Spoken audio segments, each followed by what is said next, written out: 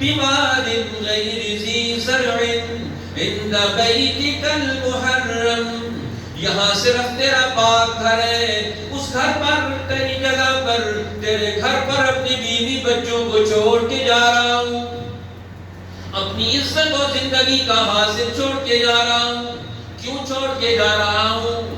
کوئی گھٹیا مقصد نہیں، بڑا مقصد ہے کہ پوری دنیا میں ایک نیا دور پیدا ہو۔ ربنا لیقیموا الصلاۃ، اے اللہ یہاں سے تیری عبادات کا ایک نیا دور شروع ہو جائے۔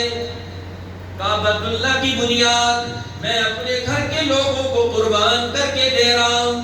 ربنا لیقیموا الصلاۃ، اے اللہ یہاں عبادات کا، انسانوں کی تعلیم و تربیت کا، ان کی روحانی بالیدگی کا، ان کو دل و دماغ میں تیرے نام کو، تیرے خیال کو نقش کرنے کی عملی مشق ان کو یہاں سے حاصل ہونا شروع ہو جائے۔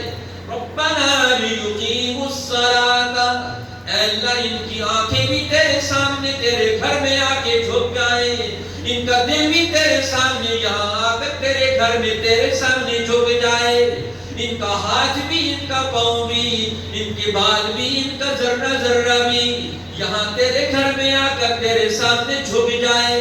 ربنا لیقیموا الصلاۃ، اے میرے رب میں چاہتا ہوں تیری عبادت کا ایک نیا دور تیرے گھر کی تعمیر سے، میرے گھر کے افراد سے یہاں سے ایک نیا دور شروع ہو جائے۔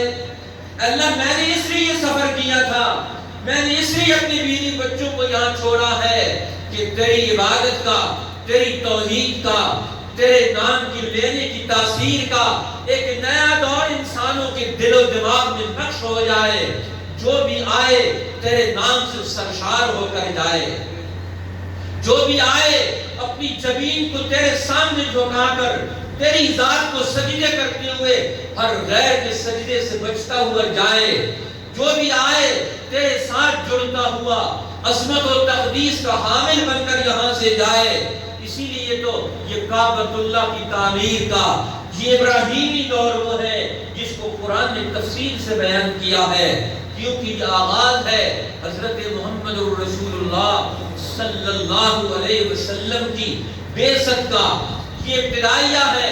قرآن اسے تفصیل سے بیان کرتا ہے کہ ابراہیم علیہ السلام پتھر جوڑ رہے ہیں، اب اسماعیل علیہ السلام ایک ایک پتھر دے رہے ہیں، اب پتھر لینے والا بھی نبی، پتھر دینے والا بھی نبی، اللہ کا گھر تعمیر ہو رہا ہے اور دل و دماغ اللہ کی طرف متوجہ ہے اور ہاتھ اور پاؤں اللہ کے گھر کی تعمیر کی طرف متوجہ ہیں۔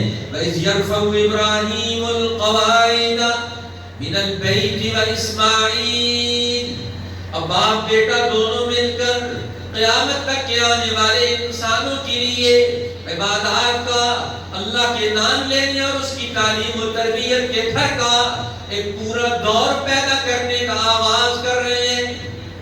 دل و دماغ قیامت کی صبح تک آنے والے انسان کے اس پوری تربیتی نظام سے جڑے ہوئے دعائیں مانگ رہے ہیں۔ ربنا تقبل منا، اے اللہ ایک سال نہیں، 2 سال نہیں، 1 صدی 2 صدی نہیں، قیامت تک کے لیے تو اس ہماری محنت کو قبول کر کے زندہ فرما دے۔ انسان ارادہ تو کرے، آج ہمارا ارادہ ایک دن سے آگے ہی نہیں جاتا، کہاں انبیاء علیہ السلام کے ارادے زمانوں پر حاوی ہیں اور ان زمانوں پر حاوی ارادوں نے دنیا کو کہاں سے کہاں پہنچا دیا۔ ابراہیم علیہ السلام دعائیں مانگ کر بیت اللہ کی تعمیر کا نیا دور پیدا کر رہے ہیں، اور بیت اللہ کی تعمیر صرف اینٹ پتھر کا نام نہیں، وہاں انسانوں کے موجود ہونے کا نام ہے، وہاں انسانوں کے آنے کا نام ہے۔ آج ہم انسانوں کے آنے کے اعتبار سے، انسانوں کی موجودگی کے اعتبار سے آج بیت اللہ کی تعمیر کی آج کی کیا ذمہ داریاں ادا کر رہے ہیں؟ اس لیے اس دور کی ذمہ داریاں ابراہیم علیہ السلام نے ادا کی۔ آج کعبۃ اللہ وہاں پوری دنیا امت مسلمہ کے سپرد ہے کہ آج تم نے اس کی تعمیر اور ترقی کا نیا دور پیدا کرنا ہے۔ میرا اور آپ کا آج کا حصہ کیا ہے؟ سوائے خاموشی کے، سوائے حسرت و افسوس کے آج ہم نے اس کے لیے کون سا علمی اور عملی قدم اٹھایا ہے؟ کون سے لوگ بیٹھے جو سر جوڑ کر پوری امت مسلمہ میں بیٹھے ہو کہ کعبۃ اللہ کی اس بیماری کے دور میں آبادی اور تعمیر کا آج کا قدم مسلمانوں کا کیا اٹھے گا؟ آج کوئی بات نہیں طے کر سکے.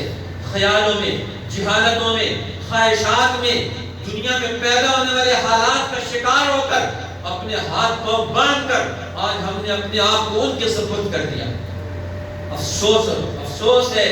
نام اللہ کا لیتے ہو، توحید کا کلمہ پڑھتے ہو اور متاثر دنیا سے ہو جائیں. یہ کیسے ممکن ہے؟ اللہ کے نبی کائنات کی کسی چیز سے سوائے اللہ کی ذات سے متاثر نہیں ہوتے. ان کے ماننے والے کیوں متاثر ہو جائیں؟ ان کی زندگی کیوں ڈسٹرب ہو جائے؟ کہ کعبۃ اللہ کی تعمیر ہمیں اپنی زندگی کا نیا دور بتاتی ہے.